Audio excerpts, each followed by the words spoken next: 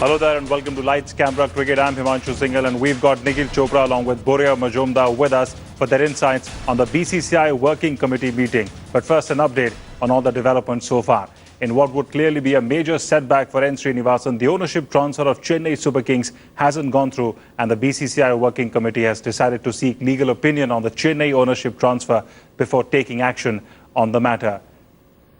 There were reportedly major arguments between one of the Tamil Nadu Cricket Association's legal advisor Bharat Raman and Shashank Manohar on the Chennai's valuation issue during the meeting. In fact, at the meeting, it was also discussed that India Cement's employees like Satish and anyone else who works for the BCCI can no longer continue in their positions to tackle the conflict of interest issue. The board has also appointed Amrit Mathur as the chief liaison officer. Headlines today has also learned the board is also considering appointment of 3 advisors to advise the board on all matters related to cricket, with Saurav Ganguly and Rahul Dravid being the frontrunners for those positions. Headlines today has also learned that the board is willing to shut Champions League T20 down if they are adequately compensated by the host broadcaster. The board is also expected to negotiate the matter with the Australian and the South African cricket boards. All right, so now let's go live across to Boria Majumdar. Boria, give us a sense of all the latest details from that working committee meeting. Himanshu, the principal point, I mean, if you zero it, you've already, in your read there, you've read out all the headlines for our viewers. But the principal bone of contention in the 3.5-hour long working committee meeting, which is quite unprecedented in BCCI in recent times, was the fact that there was serious storm over CSK's transfer, which headlines today reported CSK for 5 lakhs. And it was a 1 hour, close to 45 minutes to an 1 hour argument and counter argument between Shashank Manohar and Bharat Raman. Shashank Manohar pointing out, and he used words like fraudulent, he used words like scam, he used words like these minutes have been forged. So there were serious allegations made. And that's when the BCCI working committee decided that they will seek further legal opinion on the matter and then subsequently take action, which in effect means that the transfer has not been approved or ratified by the BCCI working committee, which means that as long as the transfer is not ratified, Mr. Srinivasan's conflict of interest issue continues to be there, so he cannot have any role to play in the BCCI. So that's a major setback for Mr. Srinivasan in the board. There was also a discussion about India Cement's employees, so you clearly can understand from there, which way the wind is blowing, and that Mr. Srinivasan is fast losing ground in the board. In terms of cricket development, you have said 3 advisors to cricket will be appointed. Chances are Saurav Ganguly and Rahul Dravid, the BCCI is going to seek their consent. They will be appointed in these positions. So it was a very important working committee in the sense some real storm happened, and then at the end of the day, the CSK transfer was actually stopped or was not ratified by the working committee. Right. Nikhil, N. Srinivasan, like Boria mentioned, very quickly losing ground in the BCCI. Big setback for him. I guess history is repeating itself. Certain oppositions, whoever comes into power, and whatever differences have been, they get highlighted. And of course, to the fact that now the Supreme Court had forced Mr. Srinivasan to either, stick with the BCCI or stick with his side. So he's, decided to go away with the CSK team. He has to now transfer it. Now the valuation with the BCCI looking to seek legal advice, I wouldn't be surprised in the next couple of days we also hear an outside agency is called in to get the actual valuation of the team. Because at the end of the day, see, if he owns the team, he can sell it for whatever. But don't forget the 5% transfer money that has to come to the BCCI, and the whole IPL is owned by the BCCI. So the valuation has to be done from an outside agency so that the board doesn't lose money as well. Boria, very quickly, an outside agency like Nikhil mentioned, do you sense a strong possibility of that happening pretty soon? And also, what does the future now hold for N. Srinivasan? He, of course, needs to indulge in a lot of damage control. And, of course, what do you think N. Srinivasan should really do now? First things first about the outside agency, what they will first do is seek legal opinion. Independent legal opinion will be sought by the President and the Secretary on this matter. Only then will they move further on this. So it's going to be complicated from here on. The argument, Bharat Raman was saying that it's already done. The transfer has been effected and the Governing Council approved it. The argument that was made is the Governing Council has no basis. The IPL Governing Council is a subcommittee, and the subcommittee has no powers to approve anything. It is the power of the working committee, and the working committee has not approved it. So it's going to be a major battle from here on for Mr. Srinivasan and CSK to get it approved. In terms of Mr. Srinivasan, where is his position? I see a major storm brewing over his ICC position now, Shimanshu. From what I understand, in September, his ICC position, chairman of ICC, will come under the scanner.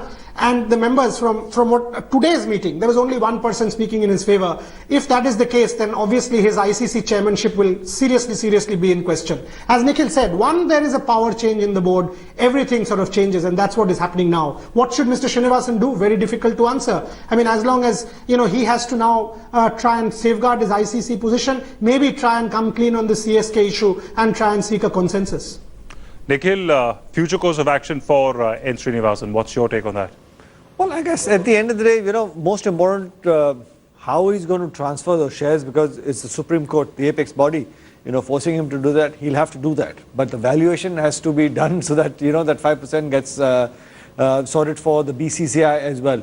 Difficult times for Mr. Srinivasan, make no mistake about it, because whatever's happened in the past, whatever the dealings have been, the new committee that's come into power will literally be going through each and every single paper, the document that has been signed, what are the contracts been given out.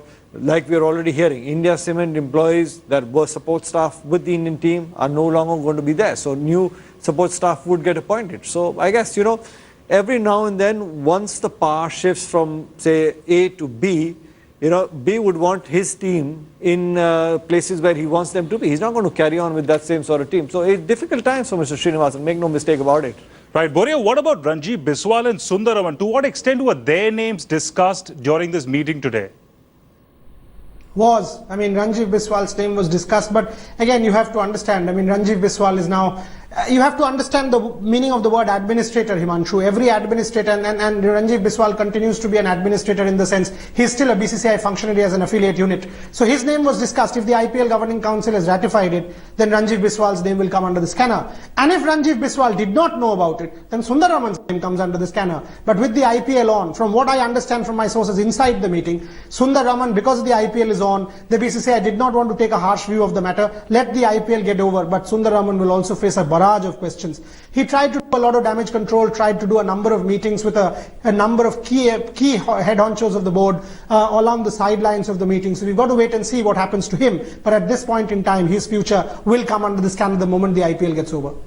Right, and Boria, all the India Cements employees barred from holding any BCCI positions, of course, tackling an effort by the board to tackle the conflict of interest issue. Put this into perspective for us. The Supreme Court had said this. This is the apex court order. A year and a half back, the Supreme Court had very clearly said that India Cements employees cannot be BCCI employees because of the conflict of interest issue, which is why from Dhaka, Satish, who was the logistics manager at that point in time, was sent back during the T20 World Cup in 2014. But we saw Satish again back in his position of logistics manager in Cricket World Cup 2015 in Australia. So the BCCI members took cognizance of that, and questions were raised that how was this possible? Who made this possible? Is the previous dispensation responsible for this? What is the way forward? And again, the president has been empowered to review this. So make no mistake, Mr. Srinivasan, his company, India Cement, CSK, all under the scanner, because a number of probing questions will soon be asked. Right, Nikhil, we need to talk about the Champions League. Of course, Boria mentioned the board has clearly made up its mind to shut down Champions League T20. But of course, it's not just a question of shutting down an event. There's much more attached to this event than the event being just a simple event like anyone else. Yeah, well, I guess Champions League, even from the very first season, really didn't kick off. It was a good concept, but unfortunately, it hasn't worked because you've got the international teams. In the first initial couple of years, you had maybe 6-7 teams from overseas, first-class teams from Australia, South Africa, England coming and playing, but the stands were empty. You had only one team, two teams that qualified from the IPL, then you made it 3, then close to 4. So it was like a mini IPL that was happening, and for the host broadcaster, it was they were not making money. It was a losing proposition. That's why I'm sure the host broadcaster must have put this up to the BCCI that we no longer want to continue with this. It's a loss-making proposition, and which is not such a bad idea in the sense that your valuation for your IPL brand gets higher. Because at this moment in time, you've got a concept that is working wonderfully well for you. You don't want to create more properties like that and dilute your one main brand that is working so well for you. So no real surprises. At the end of the day, what sells is your Indian stars playing in the IPL, your Indian stars doing well in the IPL. Boria, give us a sense of what's going to be the main challenge for the board before it actually shuts down this important tournament. Of course, it's been 6 years, and we've been hearing about a lot of these plans by the BCCI. But give us a sense of what's going to be the major challenge here for the board. Two challenges, Himanshu, very simple. One, to take into account the two stakeholders, to take them into confidence, Australia and South Africa. And second, to request the host broadcaster, Star in this case, to adequately compensate the board. If the host broadcaster is adequately compensating the board for the 4 years of the Champions League that is left, and if the two boards, Australia and South Africa, are on the same page as the BCCI with on the Champions League, then definitely this tournament will be shut down very, very soon. If you ask me, from this year itself, I don't see a Champions League happening. It's not a bad idea because it will free up the calendar and Indian players will get some much needed rest. Right, Boria, one last question to you, and one very quick question to you before we slip into a break. There were reports also claiming Srinivasan had paid a London-based firm to spy on the BCCI members. Now, how true are those reports? Let me be very categoric. None of this, not even a word of this, was discussed in the working committee. So whatever reports you may have heard, none of this, absolutely not a single word of this was discussed in the working committee. So as on today, this is complete rubbish. If it is ever discussed, believe you me, we on Headlines Today will bring it to our viewers. But today's working committee meeting did not even utter these words in any sense. All right. Thanks a lot, gentlemen, for those insights.